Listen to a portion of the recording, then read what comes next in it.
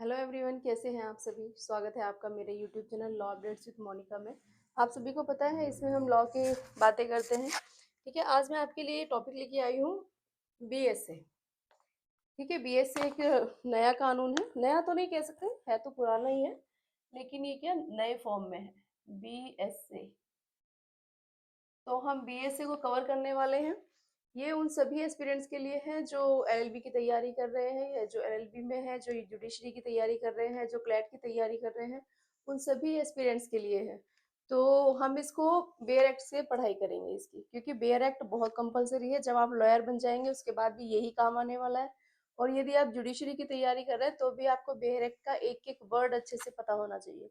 तो bare act की each and every line को हम बढ़िया तोड़ मरोड़ देंगे और बहुत अच्छे से पढ़ाई करेंगे। ठीक है जी। तो बीएसए 2023, जो लोग पहले ही पढ़ चुके हैं उनको तो पता है बीएसए क्या है, लेकिन जो अभी नए स्टूडेंट्स हैं उनको बता दें अब। बीएसए है भारतीय साक्ष्य अधिनियम।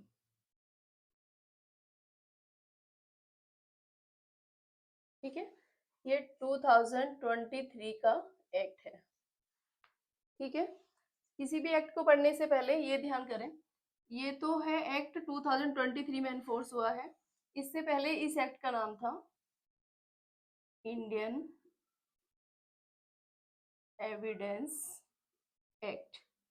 अब एविडेंस को साक्ष्य कर दिया जी, इंडियन को भारतीय कर दिया, एक्ट को अधिनियम कर दिया, हिंदी में चेंज कर दिया इसका नाम। अब इसका नाम है भारतीय साक्ष्य अधिनियम 2023। किसी भी एक्ट को पढ़ने से पहले सबसे पहले ये ध्यान रखें इस एक्ट का नंबर क्या है। इस एक्ट का नंबर है एक्ट नंबर 47 ऑफ 2023। ठीक है, इस एक्ट में कितने चैप्टर हैं इसका आपको इंडेक्स पता होना चाहिए अच्छे से, क्योंकि ये भी एग्जाम्स में पूछा जाता है। चैप्टर है इसमें 12 और सेक्शन है इसमें 170। ठीक है, 11 चैप्टर इसके आपको एविडेंसेस के बारे में बताते हैं, साक्ष्य के बारे में बताते हैं क्या है क्या होता है। और जो 12th चैप्टर है, 12th चैप्टर आपको बताता है कि 2023 के बाद एनफोर्स होने के बाद कौन से क्या क्या सेविंग की हुआ है, कौन कौन से सेक्शन सेविंग में गए हैं और कौन कौन से सेक्शन रिपील कर दिए गए हैं। ठीक है, तो ये चीजें आपको जरूर पता होनी चाहिए। देखिए, अगर आप जुडिशरी की तैयारी कर रहे हैं तो इनमें से कोई ना कोई एक क्वेश्चन बन जाता है 1 मार्क्स में, है ना। जो प्री का एग्जाम होता है उसमें से एक आध क्वेश्चन आ ही जाता है। इसके अलावा जो बच्चे एलएलबी में हैं जिनके ये 1 मार्क्स क्वेश्चन नहीं आते, लेकिन जब उनका वाइवा होता है तो उसमें ये पूछ लिया जाता है, लेकिन बच्चे कंफ्यूज हो जाते हैं क्योंकि उनको पता ही नहीं होता उनको क्या बोले। ठीक है जी, तो ये एक्ट नंबर है 47 2023। और इसकी एक और है, इसकी एनफोर्समेंट डेट क्या है ये भी आप सभी को पता होना चाहिए। कब से ये लागू हुआ, तो ये लागू हुआ 1 जुलाई 2024 से। ठीक है, ये सब चीजें आप सभी को अच्छे से पता होनी चाहिए। ठीक है जी, तो चलो अब आगे बढ़ते हैं।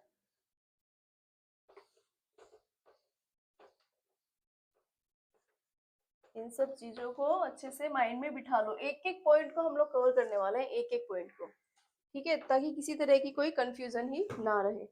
आप कहोगे तो मैं बेयर एक्ट की लैंग्वेज से भी आपको करा दूंगी, करा के दूंगी, मैं बेयर एक्ट की लैंग्वेज से भी आपको करा दूंगी। तो अब हम स्टार्ट करेंगे चैप्टर 1 से। ठीक है, किसी भी एक्ट का या किसी भी बुक का जो चैप्टर 1 है वो आपको बताता है कि ये एक्ट क्या है, किस बारे में है, कब ये एनफोर्स हुआ, इसका नाम क्या है।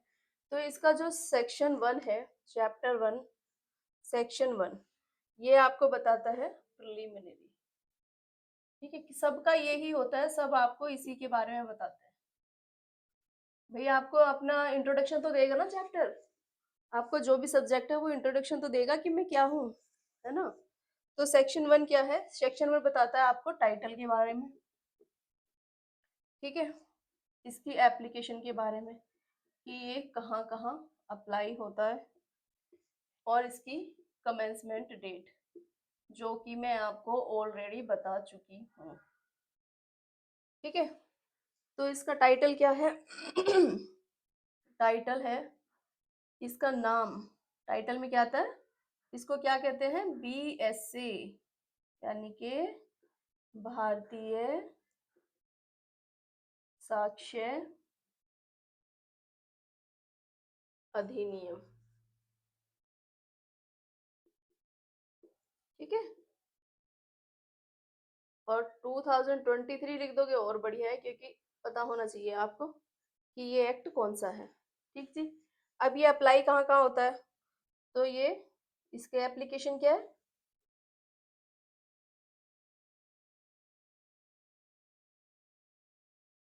तो ये सब पे लागू होता है जी, ठीक है। किसी भी कोर्ट में, किसी भी कोर्ट या कोर्ट के अंडर चल रही कोई भी कोर्ट प्रोसीडिंग, ठीक है। इवन जो मार्शल कोर्ट होते हैं ना हमारे, सेना न्यायालय, मार्शल कोर्ट, इन पर भी लागू होता है, ठीक है। कोर्ट, सभी कोर्ट्स पे, कोर्ट के अंदर चल रही कोर्ट प्रोसीडिंग और मार्शल कोर्ट सब पे लागू होता है। ये तो है इसकी एप्लीकेशन, कहाँ ये लागू होता है। नॉन एप्लीकेशन क्या है, कहाँ लागू नहीं होगा ये?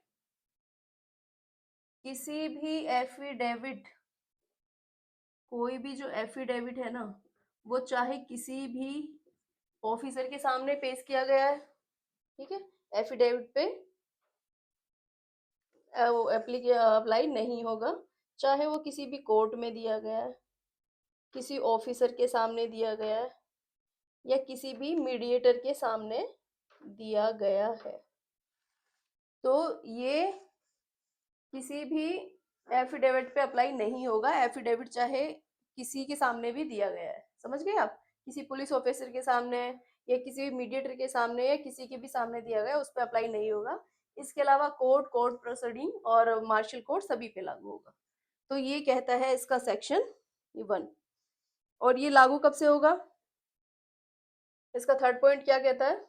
थर्ड पॉइंट कहता है यह उस तारीख को प्रवृत्त होगा जो केंद्रीय सरकार, जो सेंट्रल गवर्नमेंट जिस दिन सेंट्रल गवर्नमेंट इसको ऑफिशियली अनाउंस कर दे, ऑफिशियली गजटेड कर दे, तभी तो होता है ना, जब राजपत्र में लिखा जाता है, गजटेड कर दे।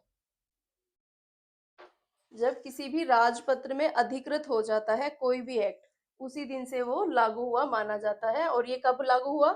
1 जुलाई 2024 को, ठीक है। तो ये हो गया जी, ये आपका। देखो इसका टाइटल क्या है? BSA। एप्लीकेशन क्या है इसका? कहाँ कहाँ अप्लाई होता है? Court, court proceeding, martial court. और कमेंसमेंट डेट क्या है इसकी? 1 जुलाई 2024। नॉन एप्लीकेशन है इसका एफिडेविट। तो ये है आपका सेक्शन 1, ठीक है। अब नेक्स्ट है सेक्शन 2। सेक्शन 2 में कुछ डेफिनेशंस दी गई है। सेक्शन 2 में क्या दिया गया है? डेफिनेशन। सेक्शन 2 है about, section 2 is about definition,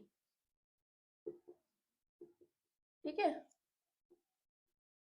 chapter 1 में 2 ही सेक्शन है, सेक्शन 1 है और सेक्शन 2 है। सिर्फ सेक्शन 2 में डेफिनेशन है 10-12, और कुछ नहीं है।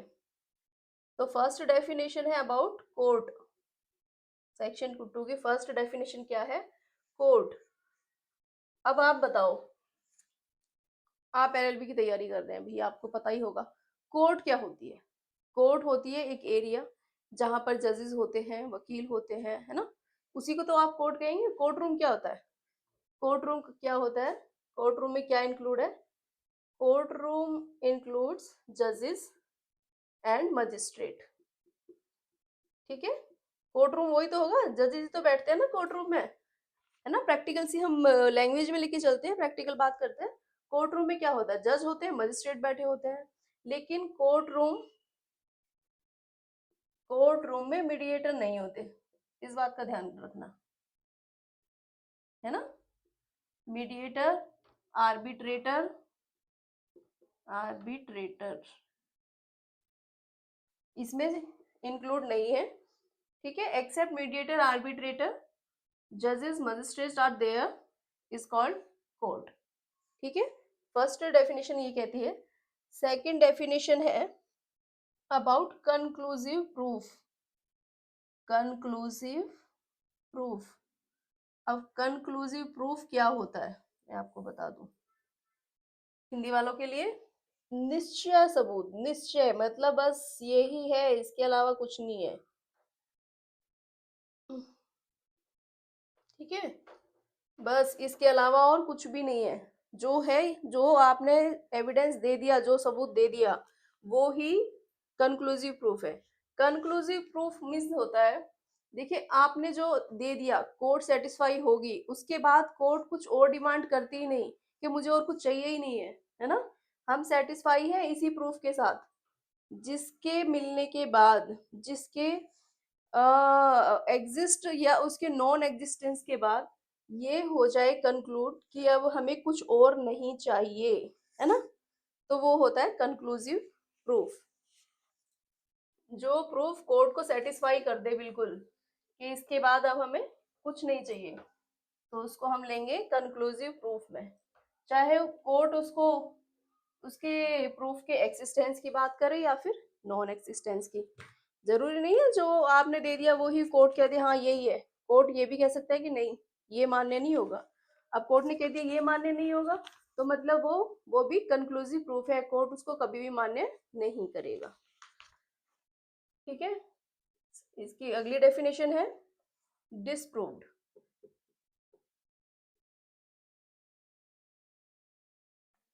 देखो एक तो होता है अप्रूव, अप्रूव हो गया, एक होता है डिसप्रूव, है ना। डिसप्रूव को हिंदी में कहते हैं ना साबित, जो साबित नहीं हुआ, है ना। इसके नाम से क्या है, जो साबित नहीं हुआ, मतलब ना तो उसके एक्सिस्टेंस का हो पता चला, ठीक है, ना उसके नॉन एक्सिस्टेंस का पता चला। आपने कोई प्रूफ दिया, कोर्ट ने कह दिया, ना तो इसका एक्सिस्टेंस अभी समझ आ रहा है ना नॉन एक्सिस्टेंस, ना तो कोर्ट ने उसको एक्सेप्ट किया, ठीक है, और ना ही रिजेक्ट किया, दैट इज कॉल्ड डिसप्रूव्ड, ना साबित, कि वो अभी साबित ही नहीं हुआ, है ना।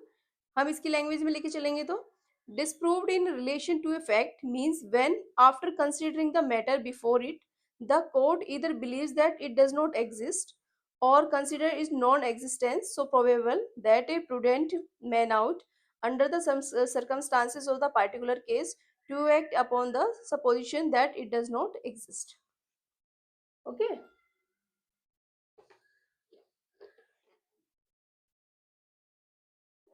That is called ना साबित, कि ये साबित नहीं हुआ है। फोर्थ डेफिनेशन है डॉक्यूमेंट। ये साबित ना साबित का बहुत डीपली इसको समझना पड़ेगा आपको। अगर आपको कोई भी प्रॉब्लम है तो मुझे फिर से बता देना कमेंट बॉक्स में, मैं आपको दोबारा से करा दूंगी। अब डॉक्यूमेंट क्या होता है, तो डॉक्यूमेंट, डॉक्यूमेंट में बहुत सारी चीजें होती हैं देखो, ठीक है। अब आप एक एक करके आपको मैं बताऊंगी, इसको यहाँ लिखने की बजाय हम यहाँ लिखेंगे क्योंकि डॉक्यूमेंट की जो डेफिनेशन है वो बहुत बड़ी है वो, ठीक है जी। डॉक्यूमेंट, डॉक्यूमेंट में क्या क्या आता है, राइटिंग, कहीं पे भी आपने राइट कर दिया, कहीं पे भी कुछ भी लिख दिया, दैट इज कॉल्ड डॉक्यूमेंट, उसको भी डॉक्यूमेंट कहा जाएगा। अगर मैंने ये यहाँ बोर्ड पे ही लिख दिया तो ये डॉक्यूमेंट हो गया। जरूरी नहीं, हम लोग अभी जो एलएलबी के स्टूडेंट होंगे उनको नहीं आती समझ में इतनी जल्दी, उनको क्या लगता है डॉक्यूमेंट मीन्स एक फाइल या कुछ पेपर्स, सिर्फ पेपर पे लिखना ही डॉक्यूमेंट नहीं होता, ठीक है। अगर डॉक्यूमेंट मतलब आप कहीं पे कुछ भी लिख दोगे ना, इस दीवार पे भी यदि आपने कुछ लिख दिया और that is related to your fact, fact in issue, तो वो डॉक्यूमेंट कहलाएगा आपका, ठीक है। तो किसी भी तरह की राइटिंग कहीं पर भी हो वो भी डॉक्यूमेंट है। सेकंड है कोई भी वर्ड्स प्रिंटेड, आपने कहीं पे कोई वर्ड प्रिंट कर दिया वो भी डॉक्यूमेंट है। लिथोग्राफ, लिथोग्राफ होता है गूंद देना ना, गूंद देते हैं ना कैसे हम ऐसे ऐसे उससे करके, है ना, जैसे कोई पत्थर वगैरह होता है उस पे ऐसे किसी भी नुकीली चीज से लेके ऐसे डार्क डार्क कर देते हैं ना, उसको लिथोग्राफी कहते हैं। और वो भी एक डॉक्यूमेंट में आ जाता है ना। मैप, किसी भी तरह का मैप जैसे पुलिस वाले तैयार करते हैं ना, मौका मुआयना, वो मानचित्र बनाते हैं, मैप बनाते हैं, तो वो भी एक डॉक्यूमेंट होता है। यदि आपने कोई भी प्लान बनाया और वो प्लान आपका रिटर्न में है, माइंड का प्लान डॉक्यूमेंट नहीं होगा, प्लान जो दिखे कि हाँ ऐसे ऐसे करके भैया आपने एक पूरा प्लान बना दिया था कि ऐसे ऐसे जाके मर्डर कमिट करके आएंगे, तो वो भी एक डॉक्यूमेंट में काउंट हो जाएगा। ठीक है, तो ये सब भी डॉक्यूमेंट होता है। थर्ड में क्या है आपका थर्ड पॉइंट? थर्ड, हाँ ठीक है। थर्ड में आपका मैप और प्लान है ना, मैंने इसमें लिख दिया, लेकिन आप इसी के अकॉर्डिंग लिखना भाई, क्योंकि लॉ में पॉइंट्स आपका किस पे नंबर पे दिया हुआ है उसकी बहुत बड़ी वैल्यू है भैया, ऐसे नहीं आप कहीं भी तुक्के मार दो। ठीक, अच्छा फोर्थ पॉइंट है कोई भी मेटल प्लेट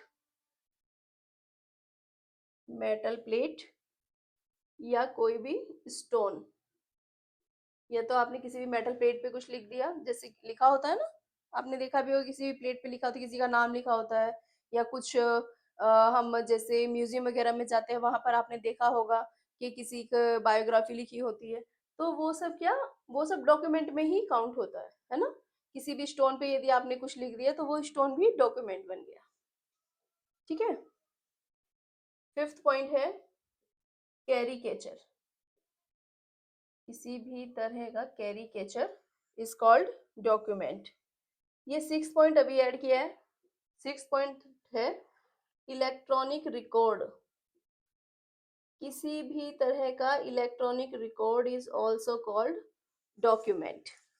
ठीक है, अब इलेक्ट्रॉनिक रिकॉर्ड में क्या क्या आता है, मैं इसको आपको अलग उस पे समझा देती हूँ पेज पे। इलेक्ट्रॉनिक रिकॉर्ड में क्योंकि सब चीजें आती हैं, ये पॉइंट अब बीएसए में ऐड हुआ है, पहले इंडियन एविडेंस में ये पॉइंट नहीं था। ठीक है, तो क्या है सिक्स पॉइंट? सिक्स पॉइंट है इलेक्ट्रॉनिक रिकॉर्ड।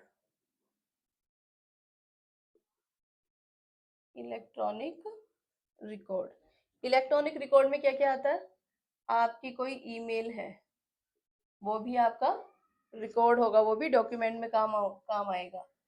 कोई सर्वर है ना, सर्वर लॉग है आपका, पता चल जाता है ना सर्वर से कि भैया हाँ कहाँ बैठा है क्रिमिनल, है ना।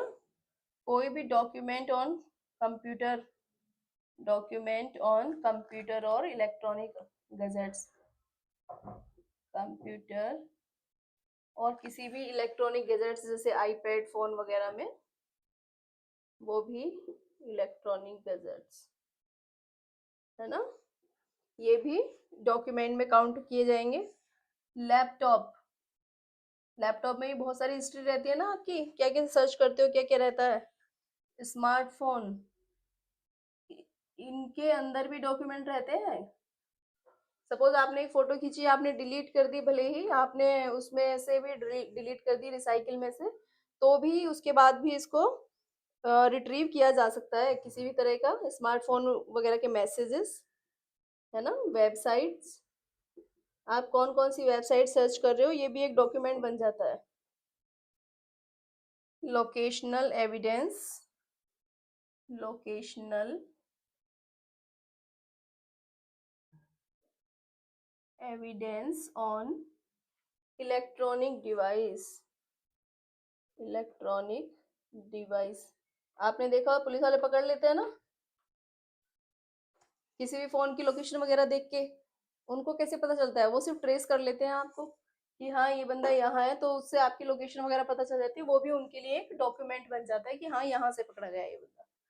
तो इलेक्ट्रॉनिक रिकॉर्ड में क्या क्या आएगा? Email, server logs, document on computer, computer या इलेक्ट्रॉनिक गैजेट्स किसी में भी, लैपटॉप, स्मार्टफोन के messages, okay, websites, locational evidence on electronic devices, plus voice voice calls या वॉइस रिकॉर्ड भी आपके, ये सब इलेक्ट्रॉनिक रिकॉर्ड में काउंट किए जाएंगे। ठीक है, तो ये सब क्या होते हैं? ये सब, ये 6 पॉइंट मैंने जो बताए ना आपको, ये सब डॉक्यूमेंट होते हैं। ऐसा नहीं डॉक्यूमेंट पेपर पे लिखी चीज ही नहीं होती, इन सब पॉइंट्स को डॉक्यूमेंट्स कहा जाता है। ठीक है,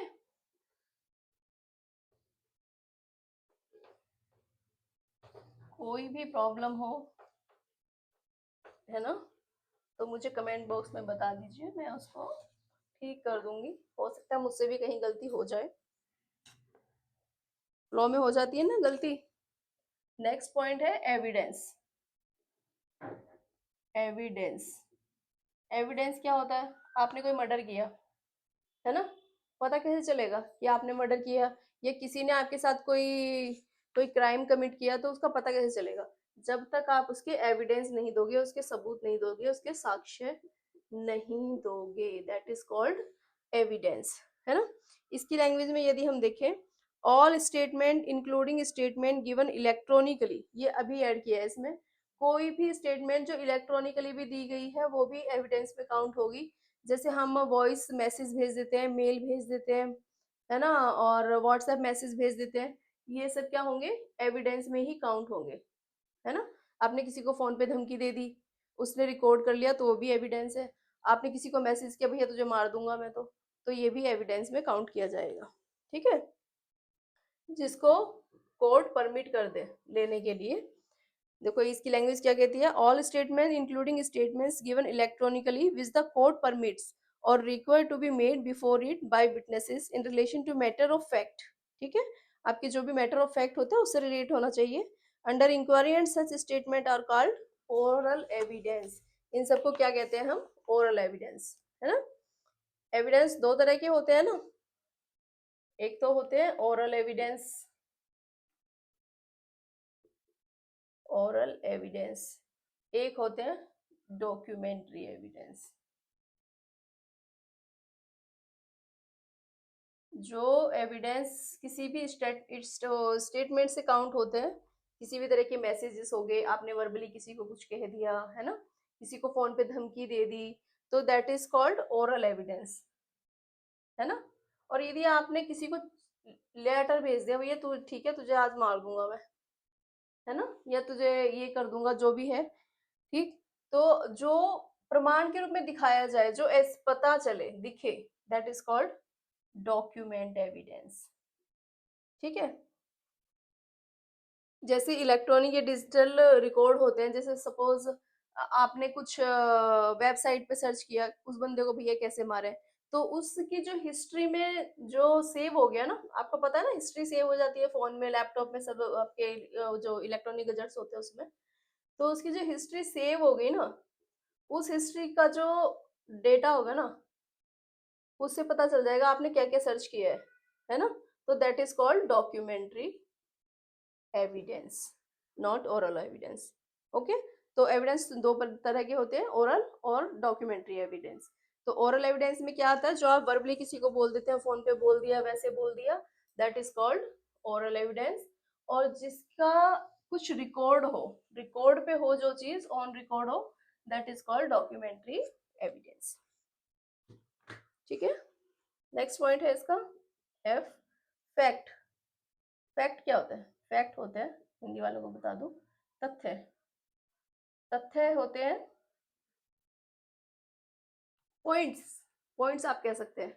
सपोज कोई क्राइम हो गया, कोई चोरी होगी घर में, तो आप क्या बोलोगे? कोई बंदा घर में आया, दैट इज ऑल्सो फैक्ट। उसने इस कमरे में पूरी छानबीन की, पूरा सामान इधर उधर कर दिया, दैट इज ऑल्सो फैक्ट। उसके हाथ में चाकू भी था, ये भी फैक्ट है।